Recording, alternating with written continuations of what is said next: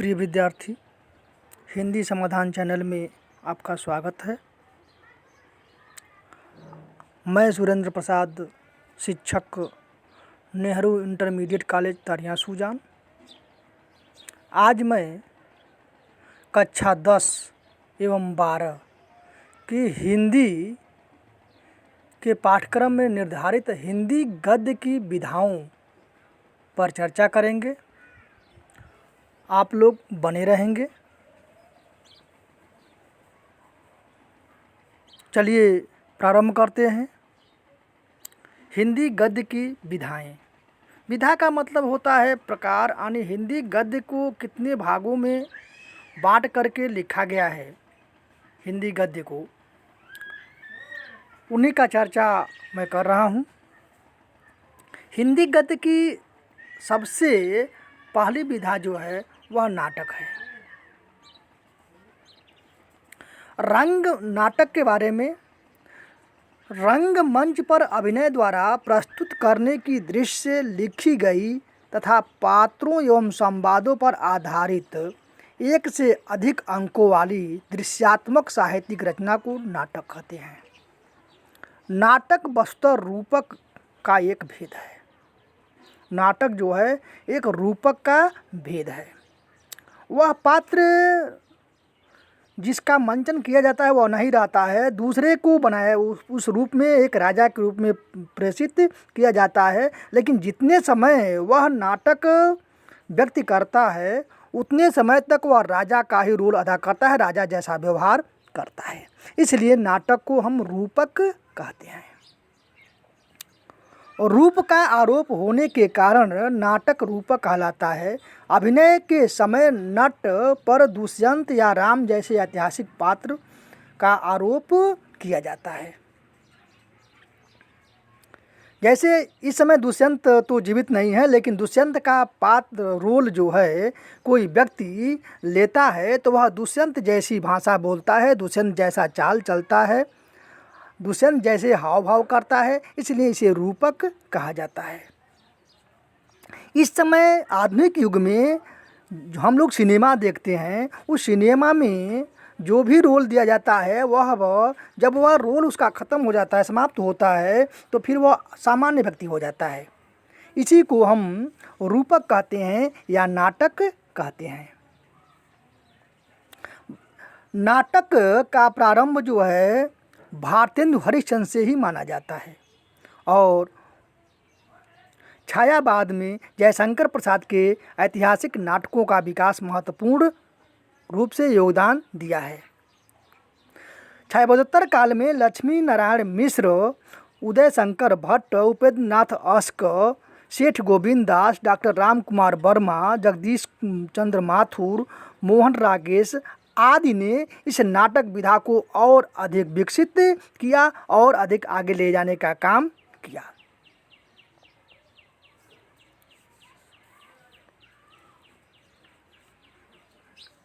इस प्रकार नाटक हिंदी गद्य की एक महत्वपूर्ण विधा है। अब मैं दूसरे विधा पर चर्चा कर रहा हूँ जिसका नाम है उपन्यास। हिंदी में उपन्यास शब्द का आविर्भाव संस्कृत के उपन्यास शब्द से हुआ है। उपन्यास का शाब्दिक अर्थ होता है सामने रखना और सामने रख करके उसको प्रसन्न करना। किसी घटना को इस प्रकार सामने रखना कि दूसरा व्यक्ति क्या हो जाए, प्रसन्न हो जाए। किंतु आजकल हिंदी में ऐसे उपन्यास नहीं लिखे जा रहे हैं। उपन्यास अंग्रेजी नावल का पर्याय बन गया है। हिंदी का पहला मौलिक उपन्यास लाला श्रीनिवास दास ने परीक्षा गुरु के नाम से लिखा और उस परीक्षा गुरु को ही हिंदी का पहला उपन्यास माना जाता है। इसके बाद प्रेमचंद जी ने अनेक सामाजिक उपन्यास लिखा और उपन्यास को मानव जीवन में बहुत अच्छे ढंग से प्रेषित किया। उन्होंने अनेक रहस्यों को उपन्यास में डाला और उससे लोगों में परिवर्तन आया। वस्तुतः उपन्यास गद्य साहित्य की एक महत्वपूर्ण कलात्मक विधा है जो मनुष्य की उसकी समग्रता में व्यक्त करने की सामर्थ्य है। प्रेमचंद के बाद जैनेन्द्र, इलाचंद जोशी, अज्ञे, यशपाल, उपेंद्र नाथ अश्क, भगवती चरण वर्मा, अमृतलाल नागर, नरेश मेहता, फरेश्वरनाथ रेणु, धर्मवीर भारती, राजेंद्र यादव आदि लेखकों ने हिंदी उपन्यास को समृद्ध किया। इस प्रकार उपन्यास भी एक हिंदी गद्य की महत्वपूर्ण विधा है। अब तीसरे पर चर्चा कर रहा हूँ। तीसरे विधा का नाम कहानी है।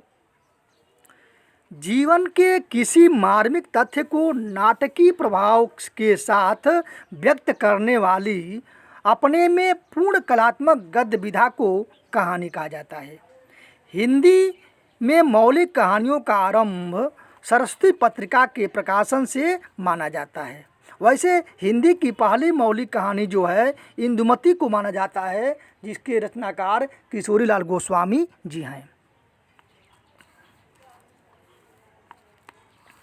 आधुनिक साहित्यिक कहानियाँ उद्देश्य और शिल्प में उनसे भिन्न है। आधुनिक कहानी जीवन के किसी मार्मिक तथा तथ्य को नाटकीय प्रभाव के साथ व्यक्त करने वाली अपने में पूर्ण एवं एक कलात्मक गद्य विधा है, जो पाठक को अपनी यथार्थपरता और मनोवैज्ञानिक के कारण निश्चित रूप से प्रभावित करती है।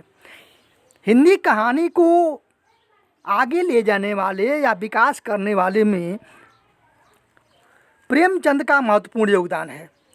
प्रेमचंद ने लगभग 300 से अधिक कहानियाँ उन्होंने लिखा है और कहानी को आगे ले जाने का काम किया है। उनके बाद जो है जैनेन्द्र, यज्ञ, इलाचंद जोशी, यशपाल, उपेंद्र नाथ अश्क, कमलेश्वर, राजेंद्र यादव, अमरकांत, मोहन राकेश, फरेश्वरनाथ रेणु, द्विजेंद्रनाथ मिश्र, निर्गुण, शिव प्रसाद सिंह, धर्मवीर भारती, मन्नू भंडारी, शिवानी, निर्मल वर्मा आदि लेखकों ने भी इस दिशा में कलात्मक कार्य किया और हिंदी गद्य में कहानी को आगे ले जाने का काम किया, हिंदी कहानी को विकसित करने का काम किया। इस प्रकार हिंदी कहानी के बाद का आलोचना का नंबर आता है। आलोचना भी हिंदी गद्य की एक विधा है, महत्वपूर्ण विधा है। आलोचना का शाब्दिक अर्थ है किसी वस्तु को भली प्रकार से देखना, परखना, किसी वस्तु के गुण दोषों को प्रकट करना। क्योंकि आलोचक जो होता है वह तटस्थ होता है कि वह अपने पराये का भाव रख करके वह समीक्षा नहीं करता। आलोचना को समीक्षा भी कहते हैं, यानी किसी के गुण दोषों को देख करके उसे बताना ही आलोचना कहलाता है।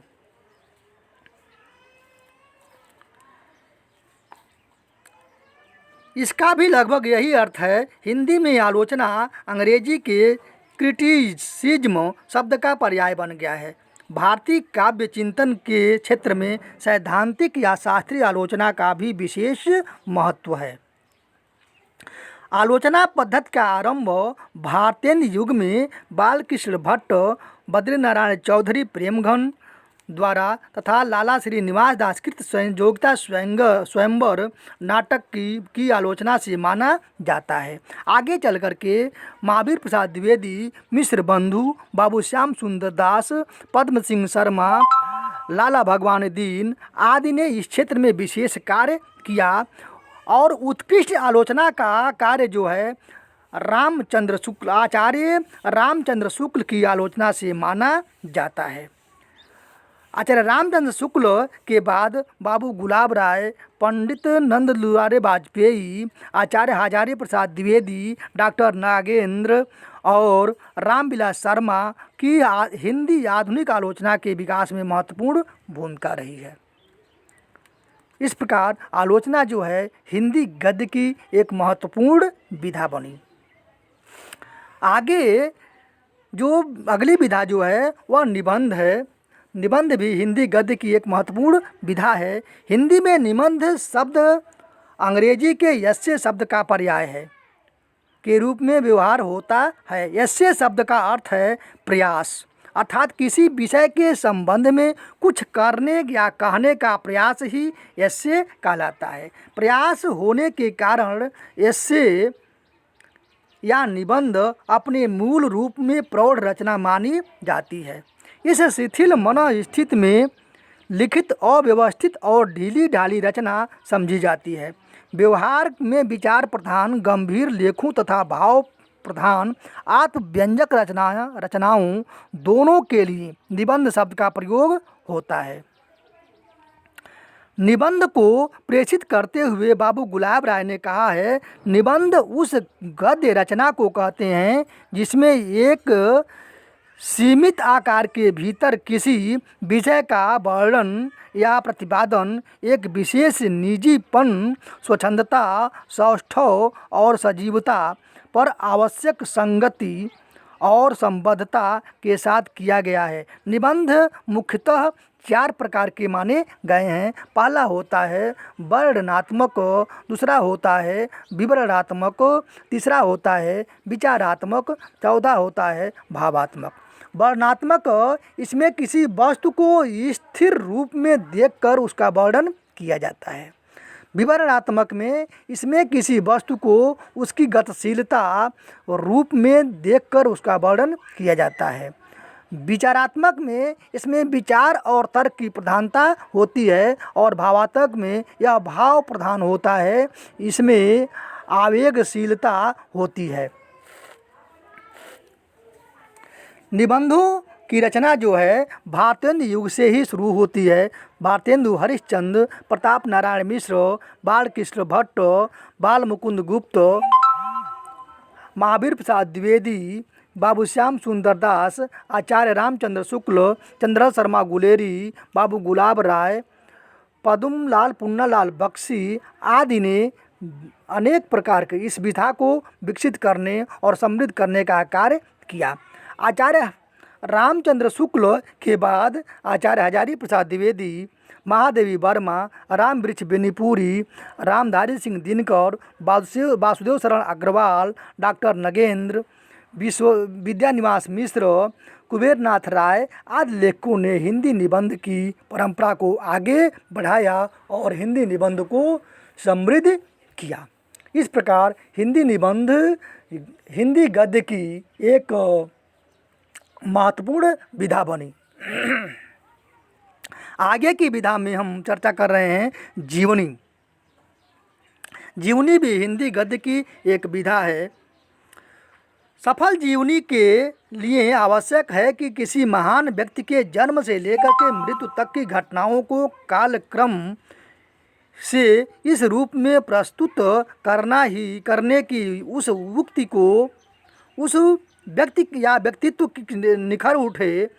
जीवनी लेखक तटस्थ होता है। जो जीवनी लिखता है वह तटस्थ होता है। जीवनी दूसरा व्यक्ति लिखता है। किसी व्यक्ति की जीवनी जो है स्वयं नहीं लिखी जाती है, वह दूसरा व्यक्ति किसी की जीवनी लिखता है, लेकिन वह लिखने वाला व्यक्ति लेखक जो है वह हमेशा तटस्थ रहता है।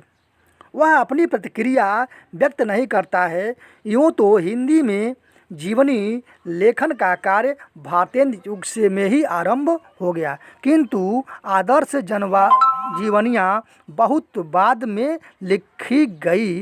द्विवेदी युग में ऐतिहासिक पुरुषों और धार्मिक नेताओं की जीवनियाँ अधिक लिखी गई। इस युग की जीवनी लेखकों में लक्ष्मीधर वाजपेयी, संपूर्णानंद, नाथूराम प्रेमी, मुकुंदीलाल वर्मा उल्लेखनीय है। छायावादी युग के राष्ट्रीय महापुरुषों में लाला लाजपत राय, बाल गंगाधर तिलक, गांधी, जवाहरलाल नेहरू आदि की जीवनियाँ भी लिखी गईं। आगे चलकर के जैनेन्द्र कुमार, रामनाथ सुमन, राम वृक्ष बेनीपुरी, बनारसी दास चतुर्वेदी, राहुल सांकृत्यायन, रामविलास शर्मा, विष्णु प्रभाकर ने क्रमशः अनेक जीवनियाँ लिखीं। कलम का सिपाही, सुमित्रा नंदन पंत जीवनी और साहित्य, निराला की साहित्य साधना, आवारा मसीहा आदि लिख करके इन्होंने हिंदी जीवनी का को आगे बढ़ाने का काम किया।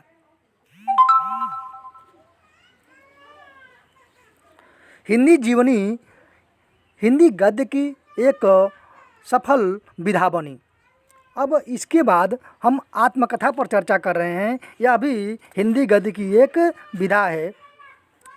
आत्मकथा, जो आत्मकथा का मतलब होता है आत्मकथा, अपनी कथा जो स्वयं लिखी जाती है। इसमें लेखक स्वयं अपने बारे में लिखता है। जब लेखक अपने जीवन की को स्वयं प्रस्तुत करता हो तथा वह आत्मकथा लिखता है, स्वयं अपने को निर्मम भाव से प्रस्तुत करना कठिन कार्य है। इसलिए आदर्श आत्मकथा लिखना भी कठिन कार्य है। बीती हुई घटनाओं को क्रमबद्ध रूप में स्मृति के आधार पर प्रस्तुत करना और उनके साथ ही तटस्थ रहकर आत्मनिरीक्षण करना सरल नहीं है। हिंदी में तो स्वयं भारतेंदु ने एक कहानी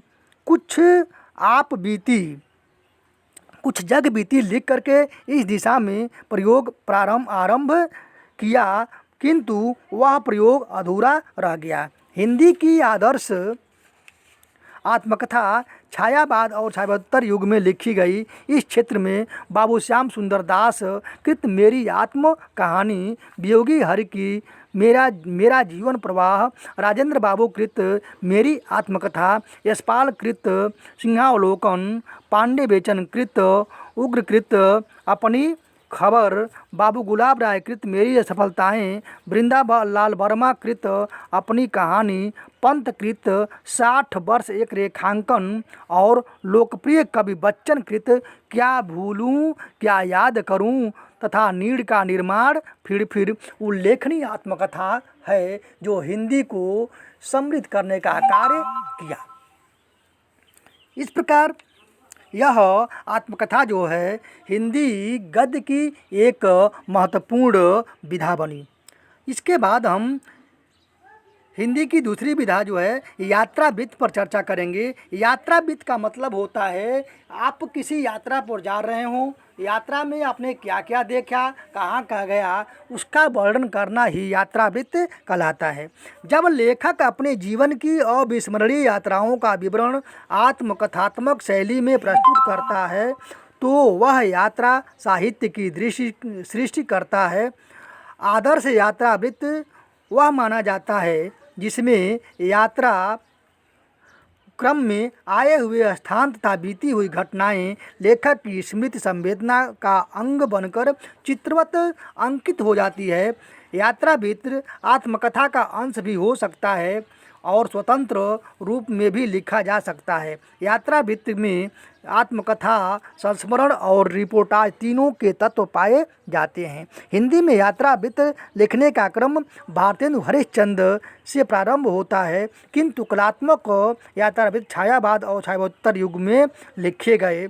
इस क्षेत्र में राहुल सांकृत्यायन, देवेंद्र सत्यार्थी, अज्ञे, यशपाल, नगेंद्र, मोहन राकेश, निर्मल वर्मा आदि द्वारा उल्लेखनीय यात्रावृत्त लिखे गए और यह विधा भी हिंदी गद्य की महत्वपूर्ण विधा बनी। अब आगे की जो विधा है उसमें गद्य गीत या गद्य काव्य, यह भी एक हिंदी गद्य की महत्वपूर्ण विधा है। गद्य गीत में भक्ति, प्रेम, करुणा आदि की भावना छोटे छोटे कल्पना चित्रों के माध्यम से अन्योक्ति या प्रतीक पद्धति पर व्यक्त की जाती है। अनुभूति की सघनता, भावाकुलता, संक्षिप्तता, रहस्यमयता तथा सांकेतिकता श्रेष्ठ गद्य गीत की विशेषता है।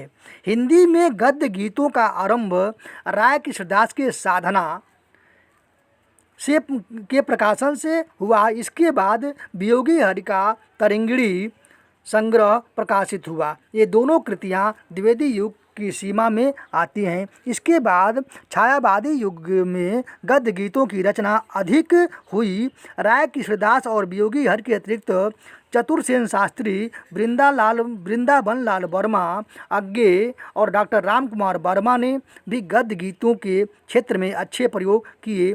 छायावादोत्तर युग में दिनेश नंदिनी, डालमिया, डॉक्टर रघुवीर सिंह, तेज नारायण का काक, रामवृक्ष बेनीपुरी आदि ने सुंदर गद्य गीतों की रचना की। इस प्रकार हिंदी गद्य की ये भी गद्य काव्य भी एक महत्वपूर्ण विधा बनी। अब मैं आगे के विधा पर चर्चा कर रहे हैं, संस्मरण। संस्मरण जब लेखक अपने निकट संपर्क में आने वाले महत्व विशिष्ट, विचित्र, प्रिय और आकर्षक व्यक्तियों, घटनाओं या दृश्यों को स्मृति के सहारे पुनः कल्पना में मूर्त करता है और उसे शब्दांकित करता है, तब वह संस्मरण लिखता है। संस्मरण लिखते समय लेखक पूर्णतः तटस्थ नहीं रह पाता है।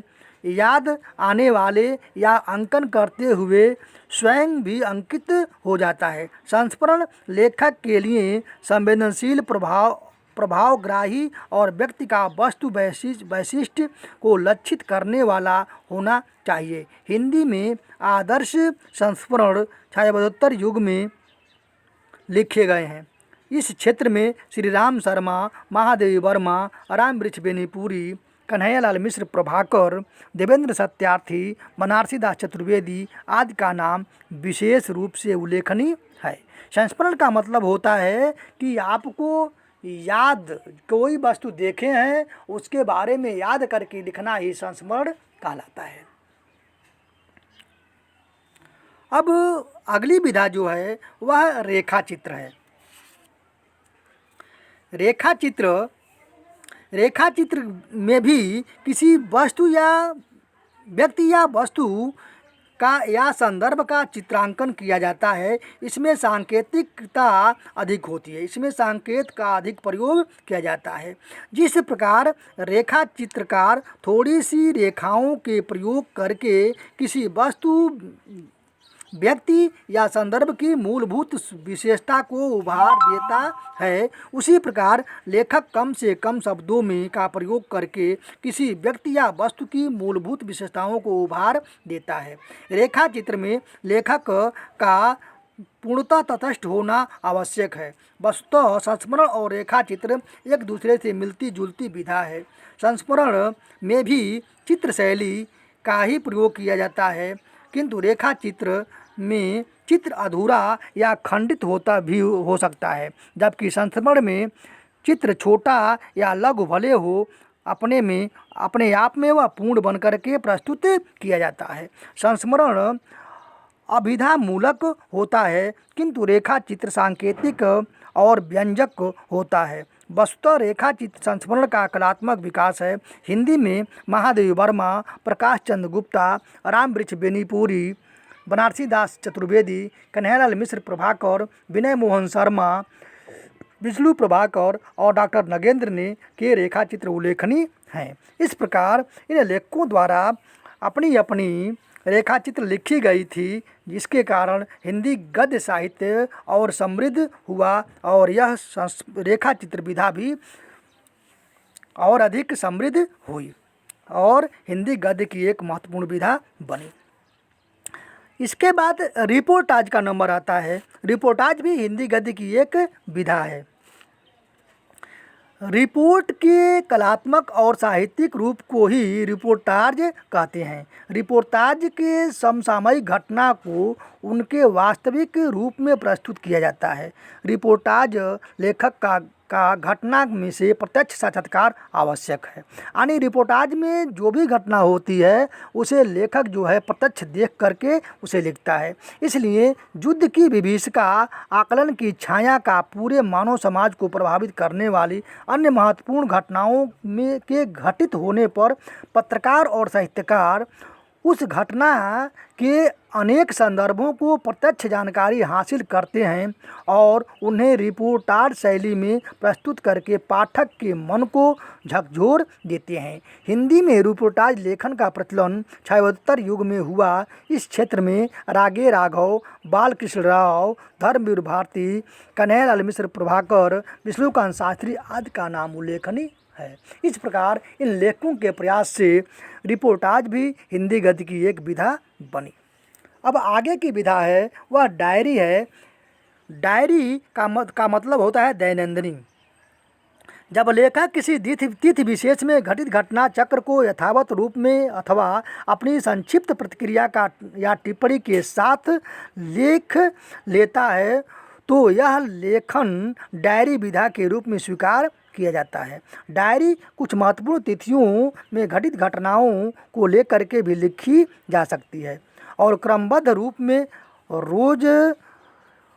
रोजना मंच के रूप में भी लिखी जा सकती है। रोजाना मचा के रूप में भी लिखी जा सकती है। उसका आकार कुछ पंक्तियों तक ही सीमित हो सकता है।